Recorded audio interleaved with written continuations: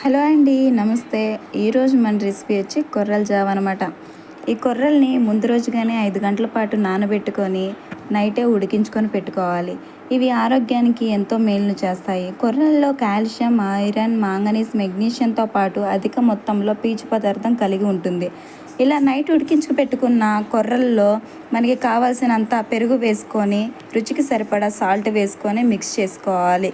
అలాగే చిన్నగా కట్ చేసిన ఆనియన్ ముక్కల్ని, దానిమ్మ గింజల్ని వేసుకొని మిక్స్ చేసుకోవాలి. వరి బియ్యం వండుకున్నట్టుగానే కొర్ర బియ్యాన్ని వండుకోవచ్చు. వీటిలో యాంటీ ఆక్సిడెంట్లు అధికంగా ఉంటాయి. చిన్నపిల్లలకు, గర్భిణీలకు మంచి ఆహారం. కడుపు నొప్పి, మూత్రంలో మంట, ఆకలి లేకపోవడం, అతిసారం వంటి సమస్యలకు కొర్రలతో చెక్ పెట్టవచ్చు.